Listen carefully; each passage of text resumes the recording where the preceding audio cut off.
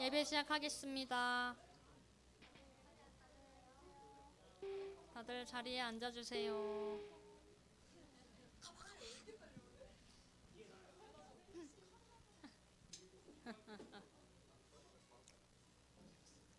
안녕하세요. 저희 이 시간 찬양 드리면서 나아가겠습니다. 안녕하세요.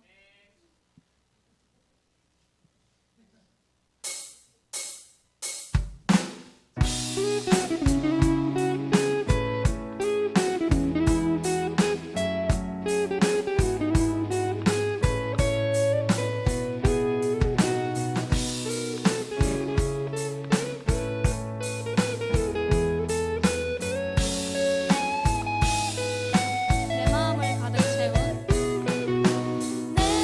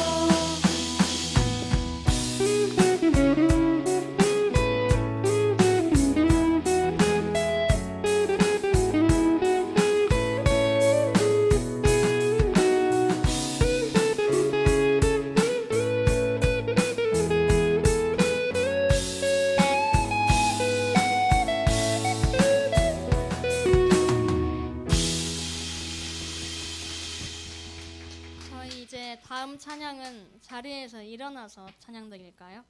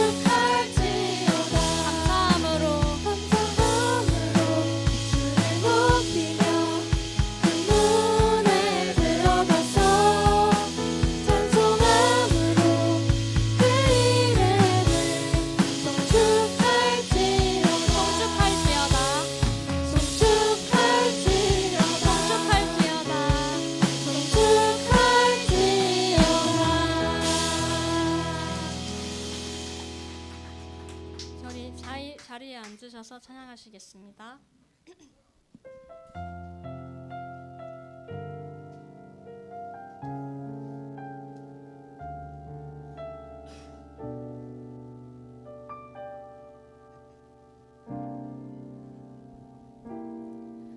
나는 내 마음의 복음이 흥했던 곳에서 다시 아버지를 만나고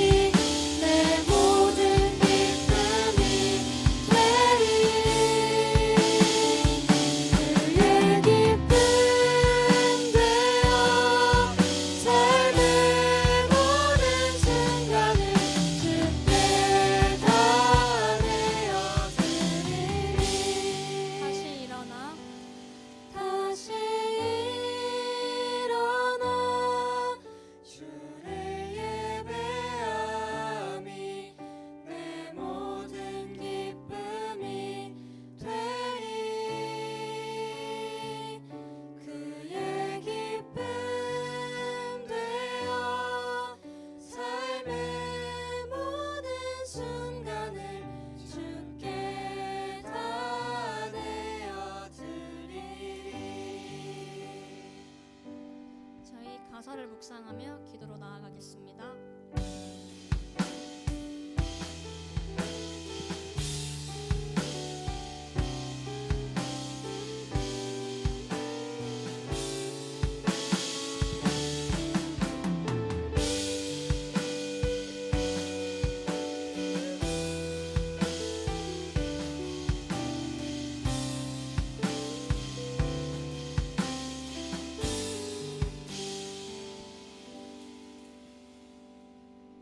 예수님의 이름으로 기도드립니다. 아멘. 다 함께 일어나셔서 사도신경으로 우리의 신앙을 고백하겠습니다.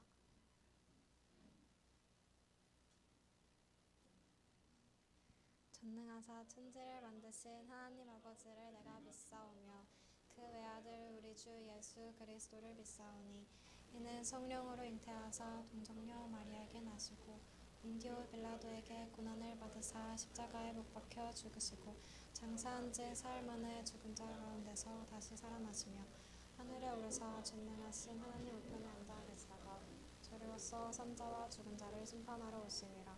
성령을 믿사오며 거룩한 공예와 성도가 서로 교통하는 것과 죄를 사하여 주시는 것과 몸이 다시 사는 것과 영원히 사는 것을 믿사옵나이다. 아멘. 교동문 43번 시편 99편입니다. 교동문 43번 시편 99편입니다.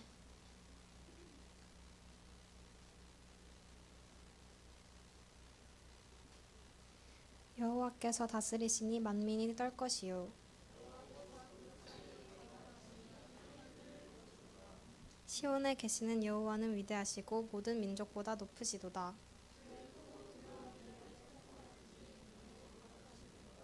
능력 있는 왕은 정의를 사랑하느니라. 주께서 공의를 견고하게 세우시고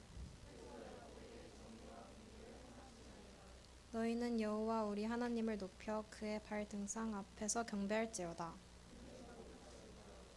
그의 제사장들 중에는 모세와 아론이 있고 그의 이름을 부르는 자들 중에는 사무엘이 있도다.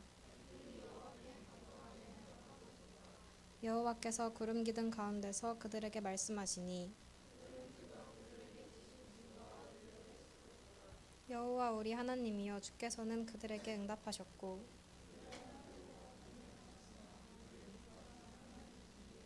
너희는 여호와 우리 하나님을 높이고 그 성산에서 예배할지어다. 아멘. 이 시간 윤영식 선생님께서 기도하시겠습니다.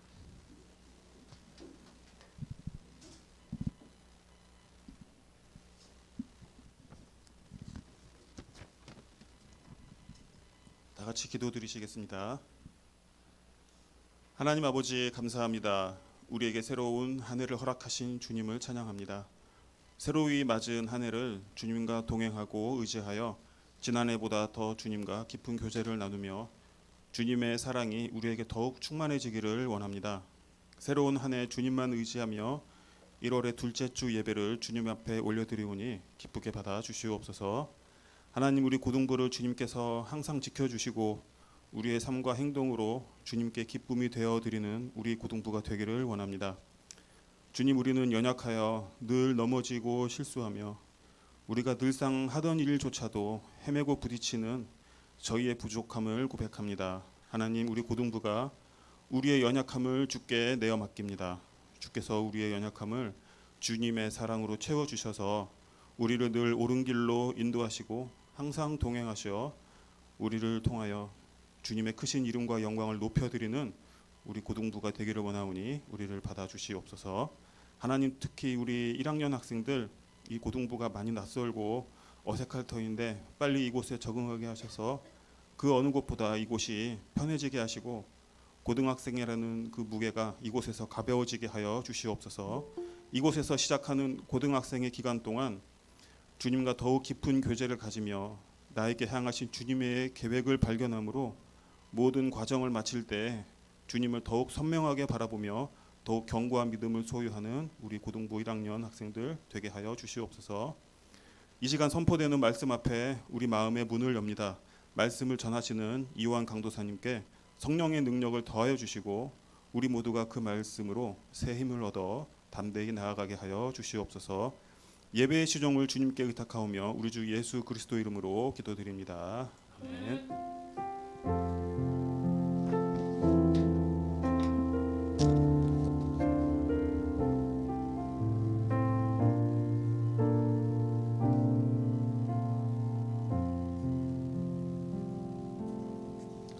네, 저희 오늘 함께 나눌 하나님의 말씀은 다 같이 일어나서 볼까요?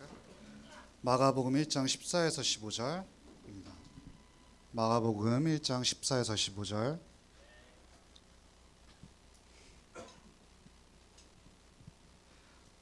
함께 읽어볼까요? 요한이 잡힌 후 예수께서 갈릴리에 오셔서 하나님의 복음을 전파하여 이르시되 때가 찼고 하나님의 나라가 가까이 왔으니 회개하고 복음을 믿으라 하시더라. 아멘. 저희 함께 축복할게요. 두 손 이렇게 들어보면서 할까요? 괜찮아요, 괜찮아요.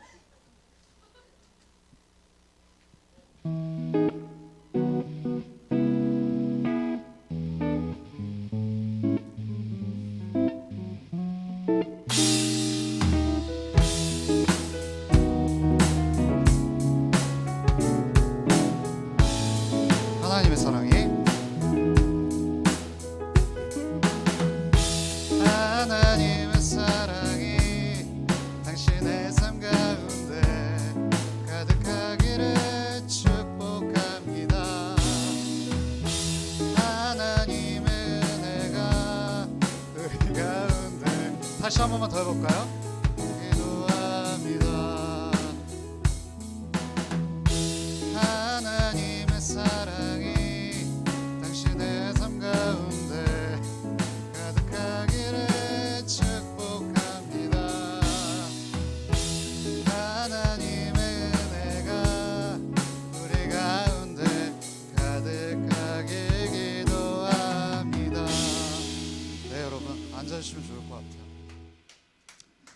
오늘은 그 마가복음의 내용을 좀 다루면서 여러분이랑 복음이 무엇인지를 좀 나누려고요. 그 복음 여러분 너무 익숙하시죠, 그렇죠? 복음을 우리가 잘 설명할 수 있나도 한번 돌이켜보면 좋을 것 같아요. 그래서 아무튼 오늘 제목은 위대한 의사 예수 그리스도의 초청입니다. 이거 다 받으셨어요? 받았죠? 그렇죠, 그렇죠. 제가 아직 저 텐션에 익숙하지가 않아갖고 너무 좋은 것 같아요. 네, 그렇죠. 제가 맞춰야죠. 네. 오늘 본문은 예수님께서 제자들을 부르시는 장면이거든요. 우리 굉장히 익숙한 본문이고 예수님께서 4명의 제자들을 부르시는 이 씬을 통해서 오늘 부르심이라는 단어를 조금 묵상해 보려고 해요. 좋습니다. 부른 것 같아요, 저를. 그렇죠? 부름이란 단어는 우리 사회 속에서 굉장히 자주 등장해요. 여기 아마 이제 주원이가 고3 남자가 주원이 한 명인가 지금? 아니 우림이 재호 어디 있어요? 우림이 재호 저기 있고 주원이가 한번 기강을 잡아야 될 것 같은데 그렇죠? 찬혁이 있어 그렇죠? 인사했죠 그렇죠? 제가 기쁜 소식 하나 알려드릴게요. 뭐냐면 대한민국 남자들은 별로 달가워하지 않을 수 있지만 건강한 신체를 갖고 있다면 20대 남성의 국가의 부름을 받습니다. 그래서 좀 냉소적이긴 하지만 부를 땐 이런 표현도 있어요. 왜냐면 군대 가서 다치는 사람들이 있거든요. 부를 땐 국가의 아들, 다치면 무슨 아들인지 아세요? 느그 아들 이렇게 얘기해요. 굉장히 마음이 쉽지 않죠. 씁쓸합니다. 이것도 부름이라는 단어가 다른 의미로 정치인들도 굉장히 많이 써요. 정치인들이 출마 선언을 할 때 이런 표현을 많이 씁니다.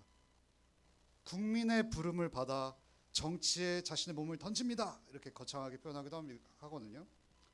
국민들이 이 표현을 들으면 이렇게 생각하죠.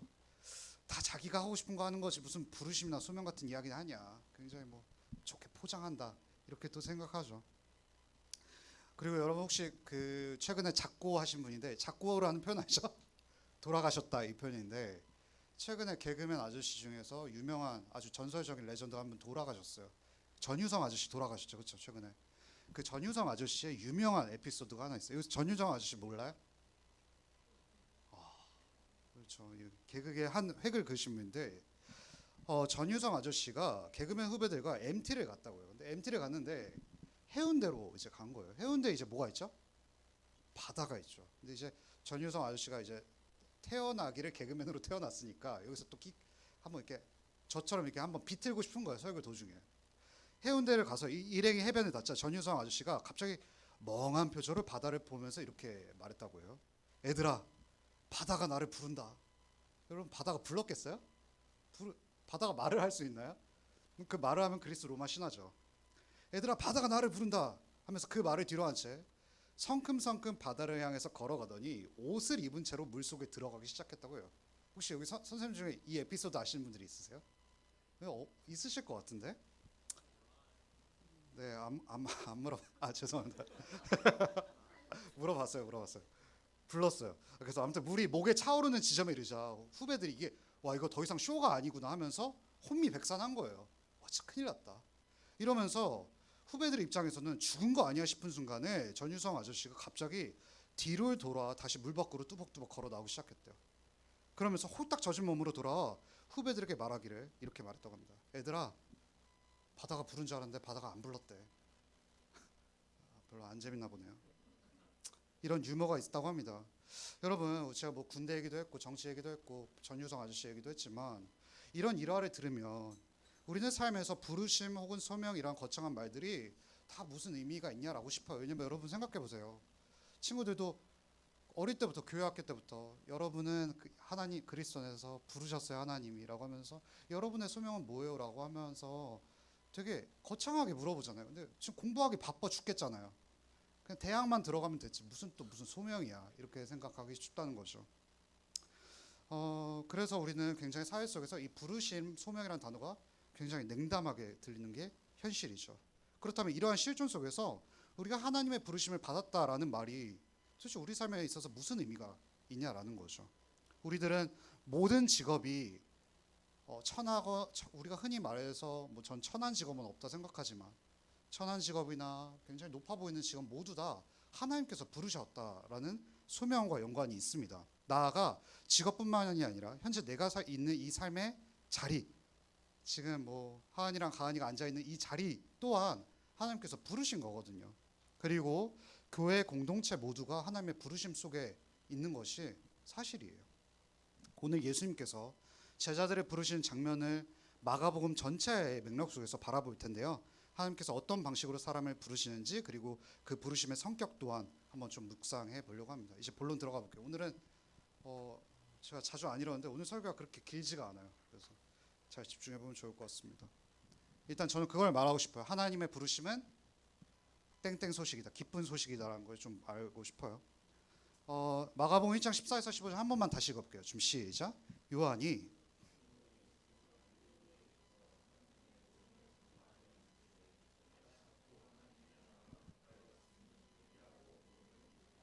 여기에 우리에게 굉장히 익숙한 두 단어가 있거든요. 뭐냐면 복음이라는 단어고요.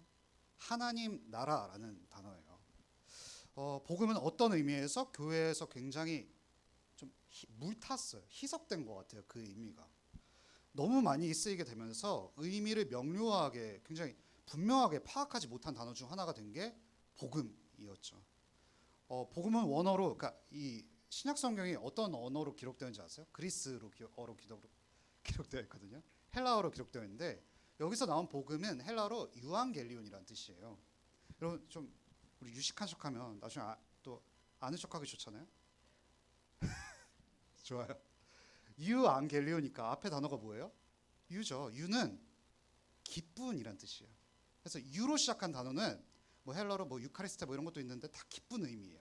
그리고 안겔리오는 안겔로스란 표현인데 여러분 엔젤 이렇게 되거든요. 죄송합니다. 이 안겔로스라는 표현이 천사라는 표현이에요. 그러니까 기쁜 천사인데 물론 이제 기쁜 천사를 의미하는 건 아니지만 뭐 이런 의미가 있다고 생각해 봅시다.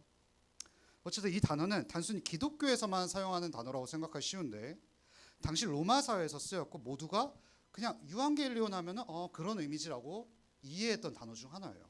뭐냐면 왕이 탄생했을 때 유앙겔리온을 써요. 그러니까 왕세자가 탄생했을 때 순간 있잖아요. 물론 우리는 지금 대통령 사회이긴 하지만 로마 황제의 아들이 태어난 거예요. 그러면 이제 아들이 나중에 뭐가 될 거예요? 후계자가 되겠죠. 왕이 되겠죠. 그렇죠? 왕이 탄생했다 이렇게 쓰는 때 유한겔리온 기쁜 소식이다 복음이다 이렇게 썼던 거예요. 새로운 왕이 즉위할 때 그 아들이 점점 자라서 언젠가 즉위식을 할 거 아니에요. 그때도 이 유한겔리온이라는 단어를 썼던 거예요. 왜냐하면 정권 교체가 되니까. 그래서 고대 비문에 보면 심지어 이런 표현도 있대요.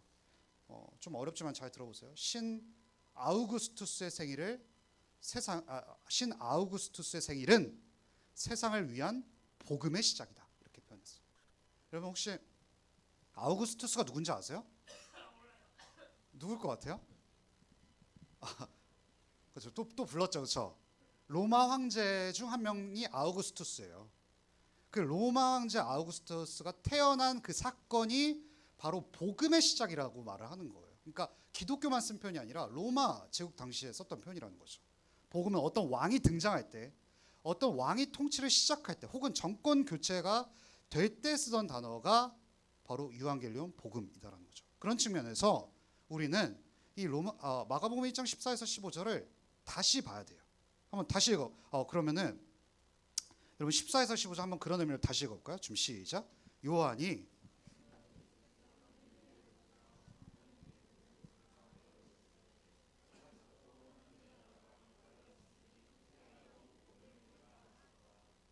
여러분 이걸 어떤 목사님께서 이렇게 다시 해석하셨어요. 잘 들어보세요. 이제 정권이 교체할 때가 왔다. 하나님의 나라가 들어왔다. 하나님의 나라가 원래 이 땅에 잘 실현되지 않았는데 하나님의 나라가 쳐들어오고 있다. 그리고 내가 왕이다. 이것이 너희들에게 있어서 기쁜 소식 즉 복음이다. 이렇게 말씀하시는 거거든요. 즉 무슨 말인지 잘 모르겠죠. 더 쉽게 이야기해드리겠습니다.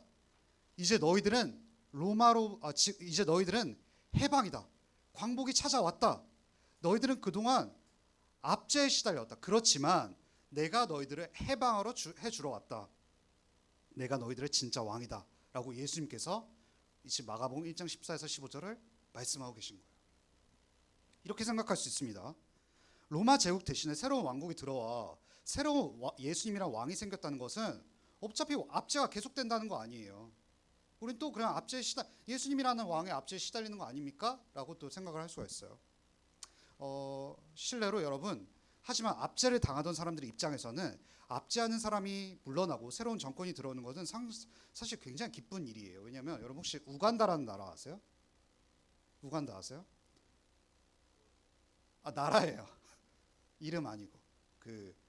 우간다라는 나라가 굉장히 독재 국가였는데 이때 당시에 독재의 정권의 수장이었던 이디 아민이라는 사람이 있었대요. 근데 이 이디 아민이 굉장히 끔찍한 독재를 오랜 시간 동안 해왔다고 합니다. 그래서 이디 아민이 쫓겨날 때 어떤 나라가 쳐들어왔냐면 탄자니아 군대가 쳐들어왔대요. 그 탄자니아 군대를 보면서 우간다 국민들이 환호성을 했대요. 왜 환호성을 했을까요? 왜냐면 맞아요. 해방돼서. 심지어 우리나라 군대가 아니라 외국의 군대가 와더라도 저 독재자 이디 아민을 물러나게만 할 수 있다면 탄자니아 군대를 환영하는 거예요. 와, 우리 이제 해방이다. 이렇게라는 거죠. 그럼 두 번째로 좀 넘어갈게요. 복음은 명령이 아니라 소식이라는 걸 좀 나눠보려고 하거든요. 여러분 예수님께서 진짜 왕으로 죄와 사망의 권세에 압제를 당하던 우리가 있는 이 땅에 통치하러 왔다는 게 이 복음이라는 소식이거든요. 그분이 이제 우리를 다스린다는 거죠. 이게 우리들을 향한 진정한 기쁜 소식이라는 거예요. 우리들은 죄로부터 해방이라는 소식이 바로 유한겔리온이죠. 여러분, 근데 중요한 건 뭐냐면요. 여기서 복음의 중요한 특징이 있어요. 복음은 여러분 한번 따라해 볼까요? 명령이 아니라 소식이다. 그럼 축하드려요. 이거 들으면 졸업하셔도 돼요. 다시 한번 해볼까요? 복음은 명령이 아니라 소식이다. 우리는 복음을 자꾸만 명령으로 생각해요. 이걸 제가 설명해 드릴게요. 여러분 이스라엘 백성들이 어디로부터 탈출했죠? 맞아요. 애굽으로부터 탈출했어요. 이스라엘 백성들이 출애굽을 한 다음에 뭘 받았는지 아세요? 뭘 받았을까요? 여러분 제가 퀴즈를 드릴게요. 이스라엘 백성들이 십계명을 받았잖아요. 출애굽을 하기 전일까요, 후일까요? 맞아요, 후예요. 그럼 제가 다시 한번 제가 물어볼게요. 하나님께서 너희들 10가지 계명을 다 지키면 이집트로 해방시켜줄게 이렇게 말씀하셨을까요? 아니에요. 뭐냐면 먼저 이스라엘을 해방시켜 주시고 이제 그들이 어떻게 살아가야 되는지를 십계명을 주심으로 말미암아 알려주신 거예요. 이게 지금 무슨 말일까요? 많은 사람들이 기독교를 단순히 명령으로 생각을 해요. 하나님께서는 왜 이렇게 많은 명령을 성경에 주셔서 우리 삶을 고달프고 팍팍하게 하실까? 이거 우리 작년에 어떤 그 고3 선배가 저에게 물어본 거거든요.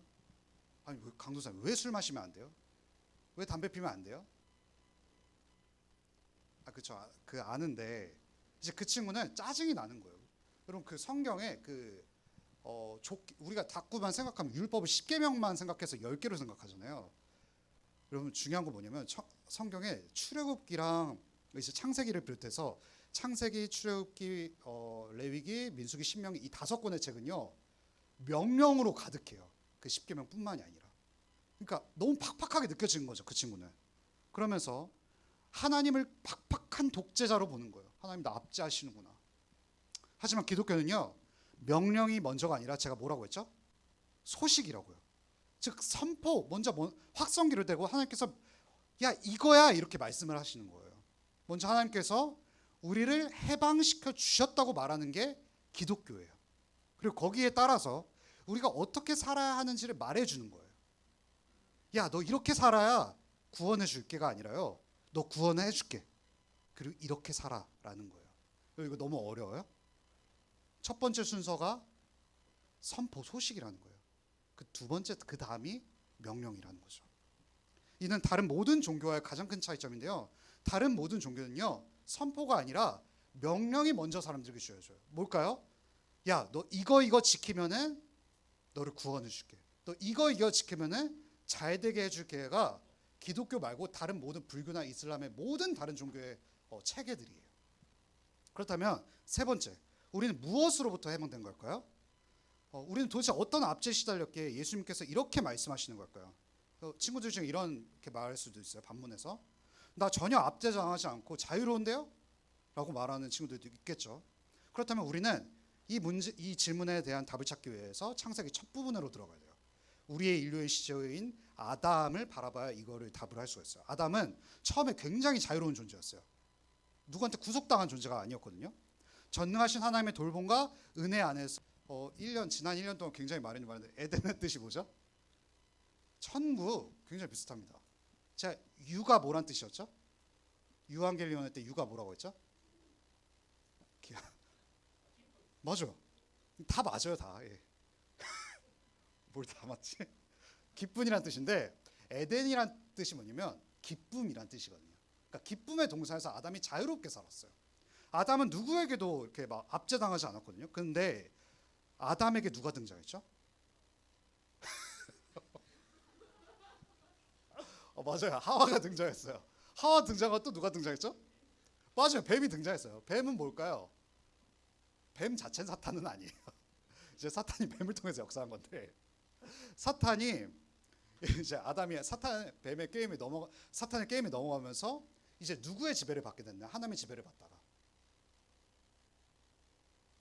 또 답을 안 하니까 또 제가 밀당을 나가는 것 같네요.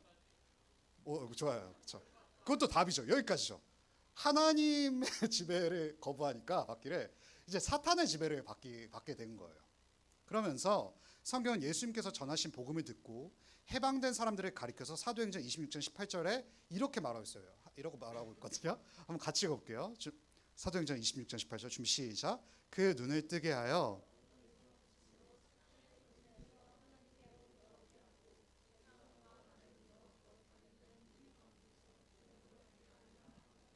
여러분 우리가 사탄의 권세에 놓여 있다가 즉 압제당하고 있다가 빛의 권세 즉 하나님의 권세 아래 하나님의 다스림 안에 들어가게 되었다는 것을 지금 사도행전 26장 18절에서 말하면서 하나님의 다스림 안에 있는 것이 바로 회심 즉 회개하고 복음을 믿는 것이라고 지금 말하고 있는 거예요. 그런 의미에서 15절을 다시 한번 읽어보겠습니다. 준비 시작. 이르시되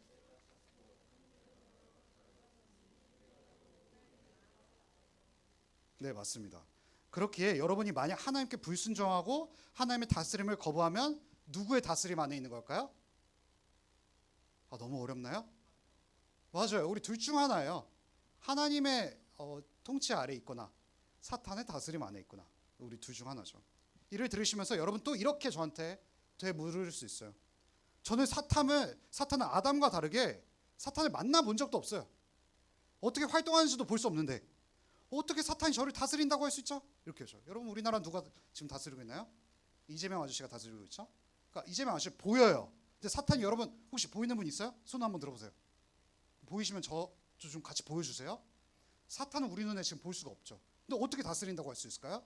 이거를 잘 이해시켜주기 위해서 제가 굉장히 좋아하는 아저씨인 중 한 명인데 나니아 연대기를 쓰신 C.S. 루이스 아저씨가 스크루테이프 편지를 쓰면서 이렇게 말했어요. 뭐냐면 사탄은요 사람에게 나타나서 야 나는 사탄이다. 어흥 나는 사탄이다. 나를 섬겨라. 자 이제 엎드려라. 라고 사탄은 말하지 않아요. 혹시 그런 경험한 친구들 있으면 제가 좋은 병원 소개시켜 드릴게요. 오히려 사탄은 이렇게 말해요. 네가 왕이야. 네가 신이야. 너 스스로를 섬겨 예배해라고 말을 해요. 누구든 네 위 있게 하지 말거라 라고 말하는 게 사탄의 방법이죠. 이게 사탄이 첫 번째 아담과 하와에게 유혹했던 바로 그 방식이었던 거예요. 그런 의미에서 창세기 3장 4에서 5절 한 번만 읽어볼게요. 좀 시작. 뱀이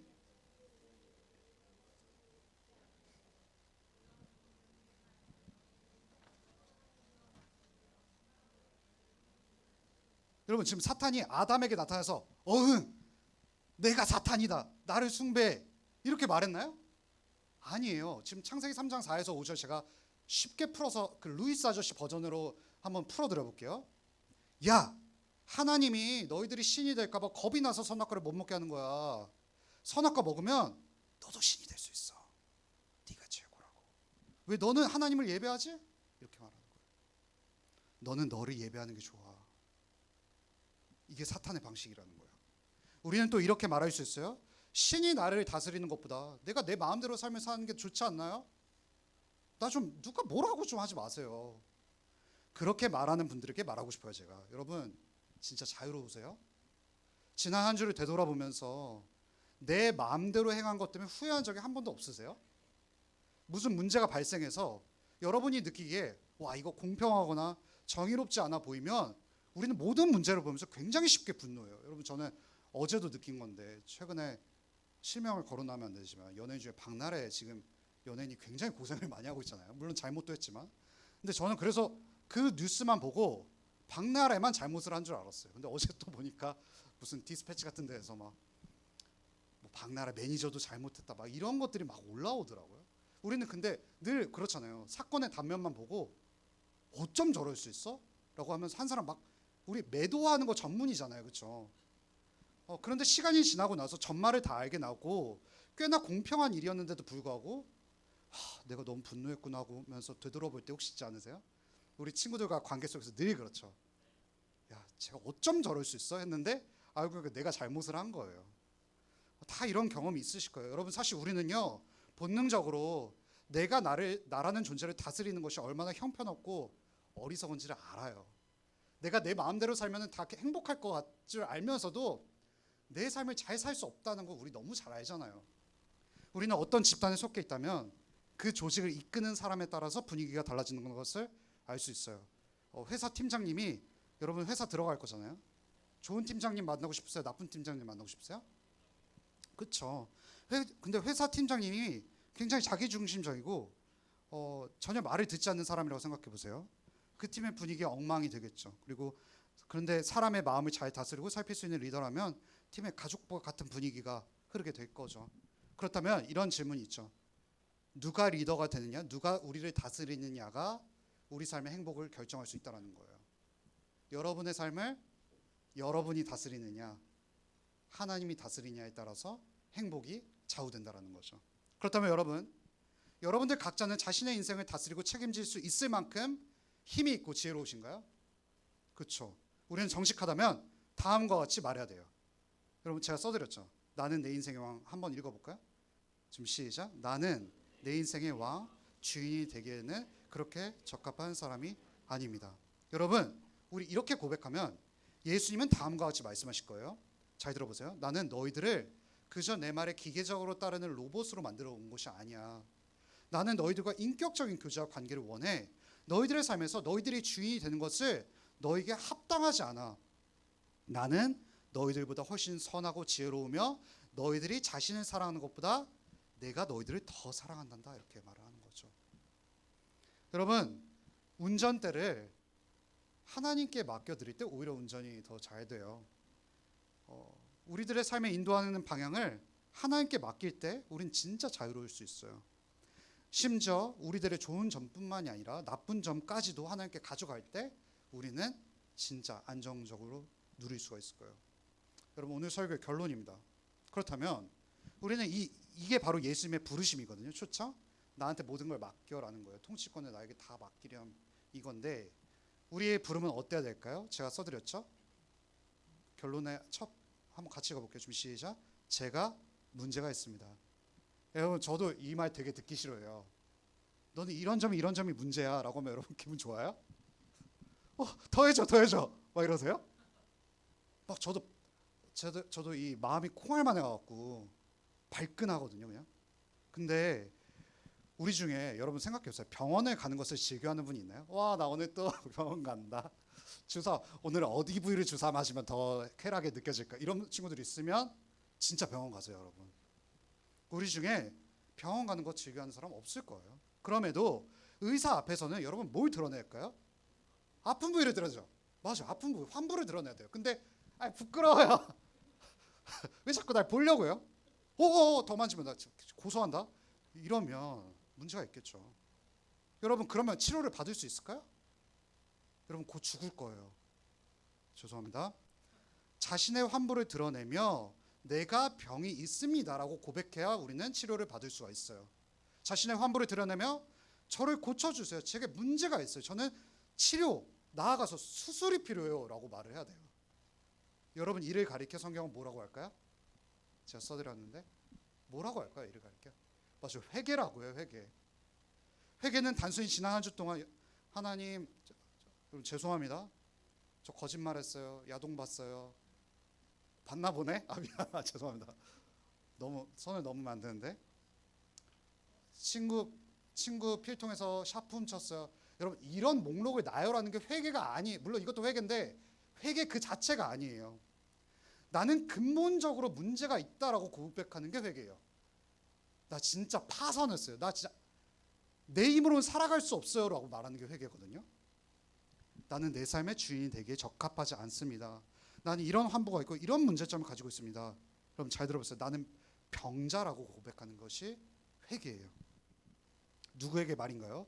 누구에게 이런 말을 고백해야 될까요? 우리는 치명적인 질병인 죄의 문제에 있고 우리는 어떤 능력이 없는 게 뭐냐면 이 질병을 치료할 돈이 없는 존재들이거든요. 그런데 선한 의사가 아무 치료비도 받지 않고 우리들의 병을 능히 고칠 수 있다고 주장해요. 누굴까요, 여러분? 예수님이에요. 가장 위대한 의사신 예수 그리스도께서 마가복음 2장 17절에 다음과 같이 말해요. 한번 읽어보고 끝내봅시다. 준비 시작. 예수께서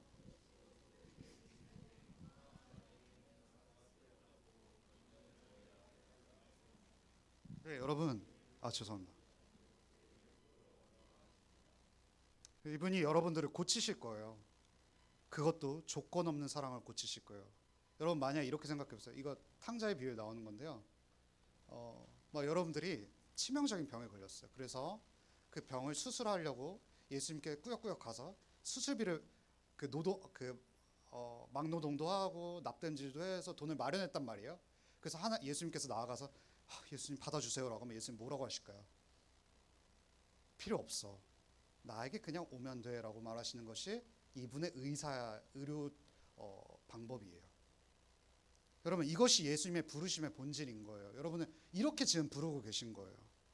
그분의 부르심은 그렇기 때문에 유앙겔리온이죠. 기쁜 소식인 거죠. 이보다 기쁜 소식은 없을 거예요. 그리스도께 나올 때 여러분의 환부, 가장 치명적으로 들키기 싫은 것들 있죠.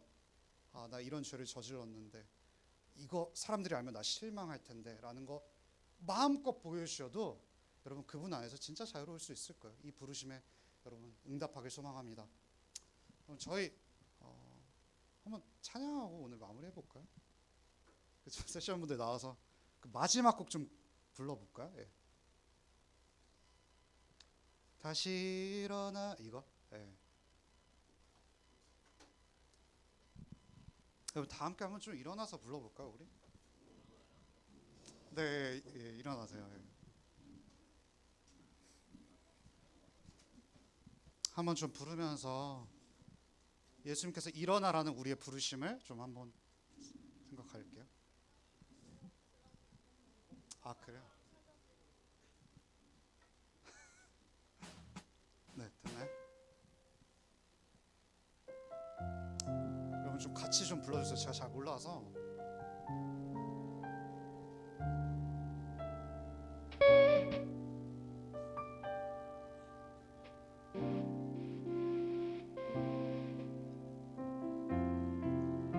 의 복음이 행했던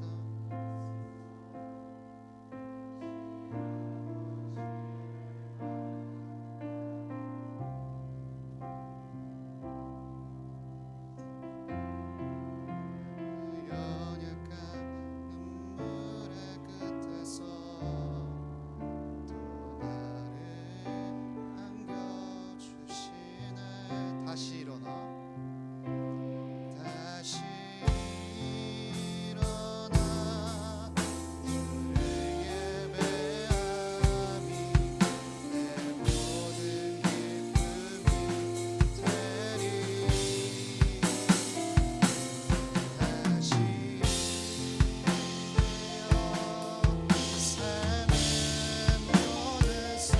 마지막으로 한 번만 더 고백할게요. 다시 일어나.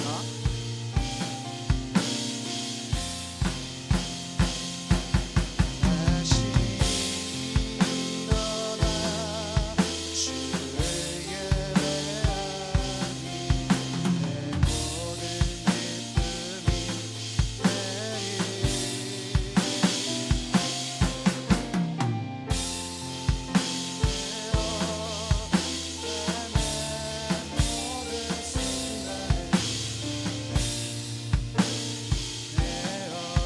기쁨이 여러분 저희 하나만 같이 고백해 볼게요. 하나님, 친구들 오늘 또 너무 혹시 식상한 복음을 들으셨나요? 근데 이 식상한 복음이요 사실 처음과 마지막이거든요. 하나님께서 가장 중요한 독생자에서 여러분들을 자꾸 부르신다는 사실. 야, 일로 오면 너 진짜 행복할 수 있어. 너가 다스리려고 하면 인생이 꼬여. 진짜 행복해질 수 없단다. 나와 함께 할 때 너 진짜 자유로울 수 있어 라고 지금 하나님께서 예수님을 통해서 계속해서 부르시고 계십니다. 여러분 이 부르심에 좀 응답하는 좀 고백을 드렸으면 좋겠습니다. 잠시 기도하겠습니다. 하나님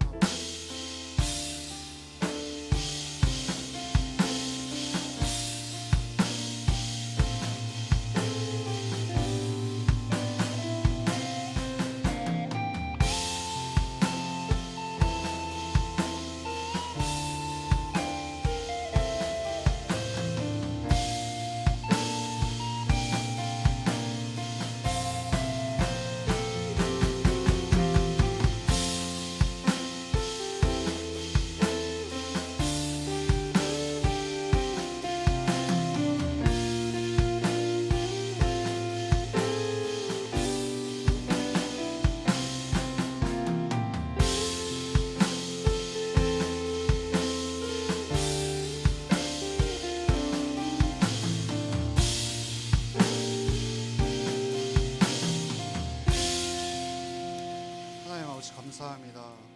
오늘 그리스도 안에서 하나님께서 우리를 복음으로 초청하신다는 사실을 살펴보았습니다. 우리는 자꾸만 우리가 스스로를 다스리려고 하고 또 모든 문제들을 내 생각과 내 뜻대로 판단하고 통제하려 합니다. 그 속에서 우리는 우리의 통치권과 지배권, 다스림을 예수님께 내어드릴 수 있도록 인도하시옵소서. 주께서 이번 한 주도 우리의 삶을 책임져 주실 것을 믿사오며 이 모든 말씀 예수님의 이름으로 간절히 기도합니다. 아멘. 네, 여러분 저희 봉헌하겠습니다. 예수의 이름 능력의 그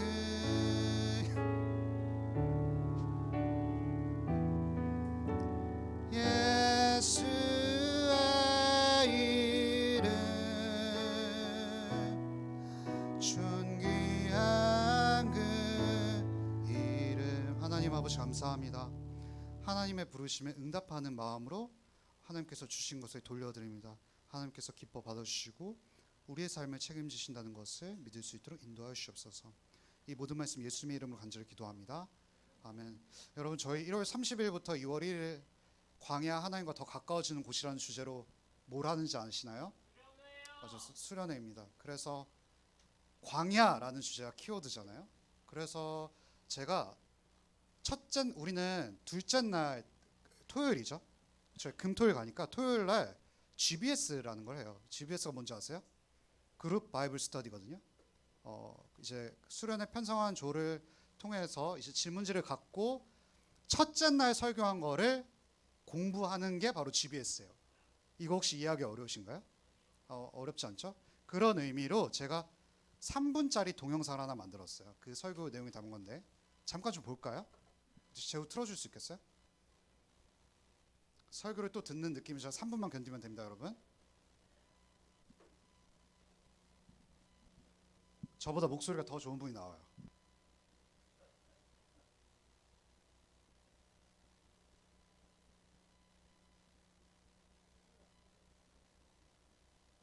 현대 사회의 고질병이죠. 내향적인 분들은 스트레스 광야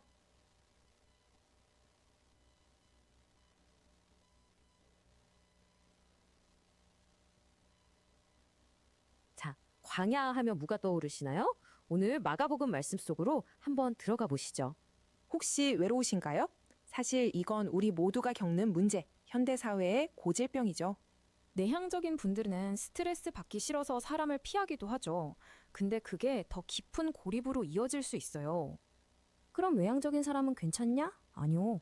사람과 성취로 삶을 채워도 마음속은 텅 빌 수 있습니다.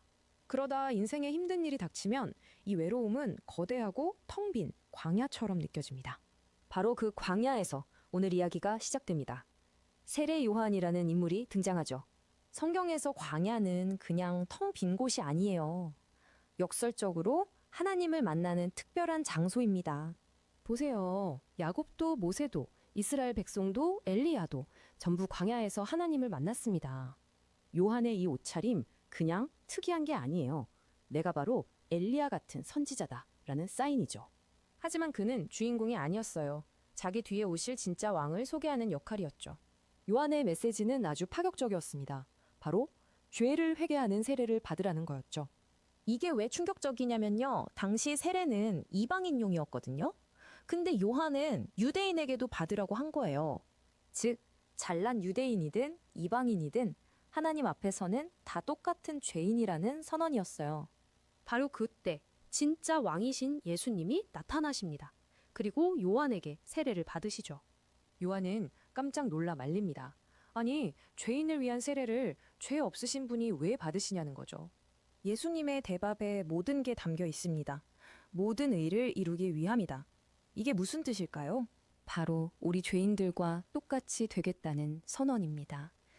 우리를 구원하시려고 우리의 광야로 들어오신 거죠. 하지만 예수님의 광야는 여기서 끝나지 않았습니다. 훨씬 더 깊은 광야, 십자가가 기다리고 있었죠. 이 외침, 바로 우리가 죄 때문에 하나님께 버림받아 외쳤어야 할 그 절규였습니다. 이게 바로 지옥의 본질입니다. 불이 아니라 하나님으로부터 완전히 단절되는 궁극의 외로움이죠. 예수님은 우리 대신 그 지옥 같은 광야를 겪으셨습니다. 우리가 하나님께 버림받지 않도록 말이죠. 그래서 예수님은 이렇게 초대하실 수 있는 겁니다. 내게로 오라, 내가 너희를 쉬게 하겠다. 그렇다면 여러분의 그 외로움, 그 광야를 누구에게 가져가시겠습니까? 네, 여러분 잘 견디셨습니다.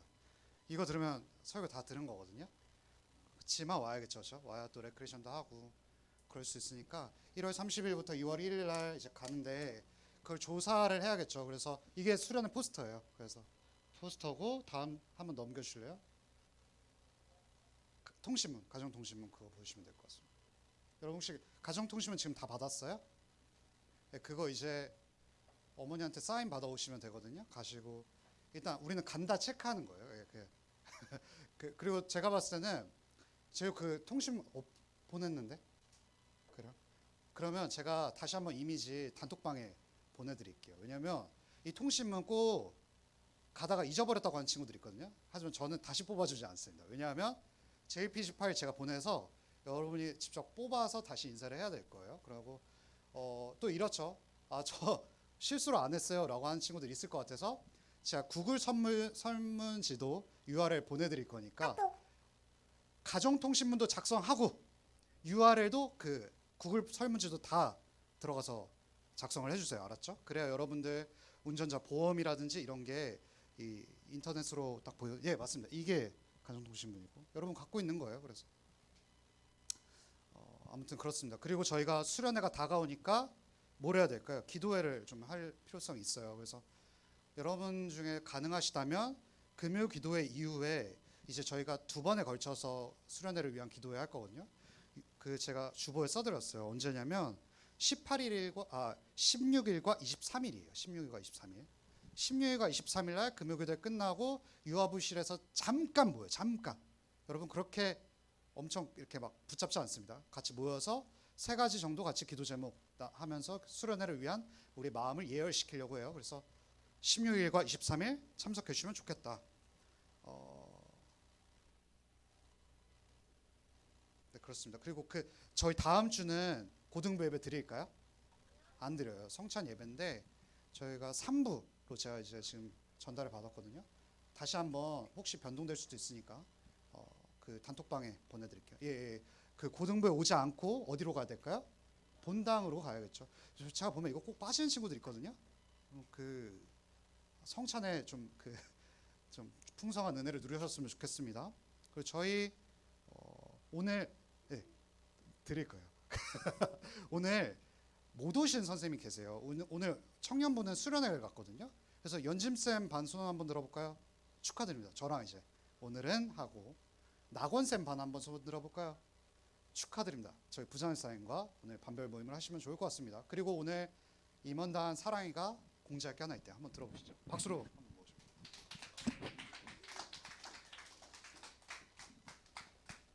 네, 여러분 안녕하세요.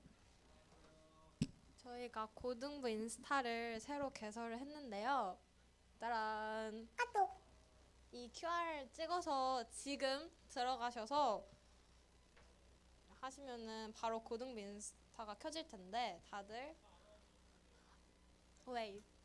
팔로우 해주시고 많은 관심 부탁드립니다.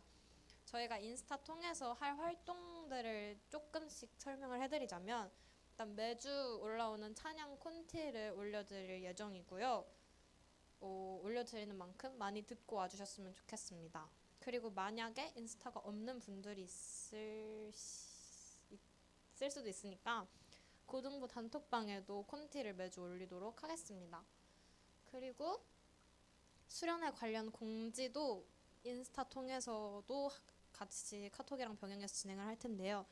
포스터랑 일정표를 올리고 저희가 이제 다음 주쯤부터 홍보 영상을 찍어서 올릴 예정인데 많이 봐주세요. 여러분 저희 그리고 지금 재우가 있는 공간이 방송실 섬기는 곳이거든요. 근데 저희가 한 명 정도는 더 필요할 것 같아요. 그래서 방송실 섬기는 것도 꽤 굉장히 재밌거든요. 그래서 앞에 나오는 게 부담스럽다. 그럼 방송실에서 또 교회 공동체를 나름대로 섬길 수가 있으니까요. 주원이한테 좀 문자를 주셨으면 좋겠어요. 좀 꼭 이게 너무 인기가 없어서 한 명은 꼭 좀 섬겨 주셨으면 좋겠습니다. 저희 그러면 주기도문하고 반별 모임하도록 하겠습니다. 하늘에 계신 우리 아버지여, 이름이 거룩히 여김을 받으시오며 나라 임하옵시오며 뜻이 하늘에서 이루어진 것 같이 땅에서도 이루어지리이다. 오늘날 우리에게 일용할 양식을 주옵시고 우리가 우리에게 죄진 자를 사하여 준 것 같이 우리 죄를 사하여 주옵시고 우리를 시험 들게 하지 마옵시고 다만 악에서 구하옵소서. 대개 나라와 권세와 영광이 아버지께 영원히 있사옵나이다. 아멘. 네, 여러분 저희 반별로 흩어지